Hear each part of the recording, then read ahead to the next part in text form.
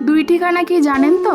বিয়ের আগে একটা মেয়ে থাকে তার বাবার বাড়িতে, আর বিয়ের পরে সে চলে যায় স্বামীর বাড়ি। কিন্তু এই দুই বাড়ি মানে কি একরকম হয় কখনো?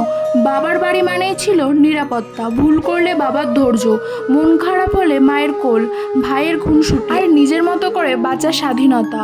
আর শ্বশুর বাড়িতে শাশুড়ি বলবে এটা বাবার বাড়ি না যে যা খুশি করবি। স্বামী বলবে তুই সংসার বুঝিস না। এক একটা কথা যেন ছুরি হয়ে বিঁধে যায় হৃদয়। তেমনই আজ আপনাদের একটা গল্প শোনাবো, মায়ার গল্প। নামটা যেমন মায়া, গল্পটা তো মায়া ভরা। নাম তার মায়া, নামে যেন তার জীবনের গল্প। অসংখ্য টানাপোড়েন, আশা নিরাশার দোলাচল, আর এক গভীর শূন্যতা যা সে কাউকে বুঝিয়ে বলতে পারে না। মায়া জন্মেছিল এক মধ্যবর্তী পরিবারে। বাবা স্কুল শিক্ষক, মা গৃহিণী। ছোটবেলা থেকেই খুব আদরে মানুষ। ভাই বোনদের মধ্যে সে ছিল সবার বড়, কিন্তু তবুও বাবার চোখে তার গুরুত্ব ছিল সবচেয়ে বেশি। মায়ের কাছে মায়া ছিল পরিপূর্ণতা। একটা মেয়ে হয়ে কিভাবে সংসারকে ভালোবাসতে হয় সেই শিক্ষা মা তাকে ছোট থেকে দিয়েছেন। বাবার বাড়ি মানে ছিল এক নিরাপদ আশ্রয়, যেখানে কোনো ভয় নেই, দুঃখ নেই, চোখের পানি পড়লে মায়ের কোলে কোল আছে, ভুল করলে বাবার ধৈর্য আছে, মন খারাপ হলে ভাইয়ের হাসি আছে। মায়া ভাবত জীবনটা যদি সবসময় এমনই থাকতো। তবে বয়স বাড়ার সঙ্গে সঙ্গে মেয়েদের জীবনে আসে বিয়ে নামক বাঁক, যেখানে জীবন বদলে যায় পুরোপুরি। মায়েরও ঠিক তাই হলো। পড়াশোনা শেষ করেই বিয়ের জন্য পাত্র দেখা শুরু হলো। মা বাবা চেয়েছিলেন মায়া যেন ভালো একটা সংসারে যায়, যেখানে মেয়েটাকে মেয়ে হিসেবে নয় মানুষ হিসেবে দেখা হয়। কিন্তু বাস্তবটা কে জানতো তখন? ছেলেপক্ষ শহরের চাকরিজীবী, পরিবারও মোটামুটি অবস্থা সম্পূর্ণ। চেহারায় মায়া খুব একটা রূপসী না হলেও তার ভদ্রতা নম্রতা দেখে পছন্দ করে ফেললো সবাই। বিয়েটা হয়ে গেল ধুমধামের সঙ্গে।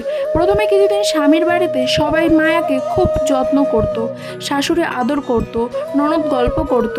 মায়ারও মনে মনে হয়েছিল এই বুঝি আমার নতুন পরিবার। কিন্তু সময় যত গড়াতে লাগলো ততই আসল রূপ উন্মোচিত হতে লাগলো। স্বামীর চোখে সে যেন একটা দায়িত্ব মাত্র।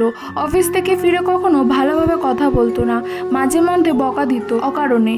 তার হাসি যেন বাড়ির কারো সহ্য হতো না। শাশুড়ি প্রতিদিন খোঁটা দিত, তোর মায়ের মতো চলতে এটা বাবার বাড়ি না। মায়ের কানে প্রতিদিন একই কথা, এটা বাবার বাড়ি না, এটা স্বামীর বাড়ি, এখানে নিয়ম মানতে হয়। একদিন রান্নায় একটু লবণ বেশি হয়েছিল, শাশুড়ি বলল বাবার বাড়িতে নিশ্চয়ই কেউ কিছু বলেনি তাই এমন বেয়াদব হয়েছিস। মায়ার চোখে জল চলে এসেছিল, কিন্তু মুখে কিছু বলেনি। বাবার বাড়িতে থাকলে এমন হলে কি হতো? মা হেসে বলতো এইবার একটু লবণ করা হয়েছে, পরের বার সাবধানে করিস।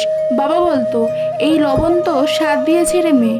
মায়া মাঝে মাঝে ভাবতো তার দুইটা ঠিকানা, একটা যেখানে সে নিজের মতো থাকতে পারতো, আর একটা যেখানে তার প্রতিনিয়ত বদলাতে বলা হয়। স্বামীর বাড়িতে সে নিজেকে বউ বলেই চিনতে শিখলো, একটা দায়িত্ব, একটা পুতুলের মতো যাকে সাজানো হয়, হাসতে বলা হয়, চুপ করানো হয়, আর ভুল করলেই ধমক দেওয়া হয়। বাবার বাড়িতে সে ছিল মেয়ে, যার কান্না মানে মায়ের চোখে ভেজা, যার চিঠি মানে বাবার মুখে হাসি। একদিন অসুস্থ হয়ে পড়েছিল মায়া, জ্বর, মাথা ব্যথা। তারপর কি হয়েছিল জানেন তো? সেটা পরের পার্টে আসবে। আজকের ভিডিও এই পর্যন্ত, দেখা হবে নেক্সট ভিডিওতে। Bye bye.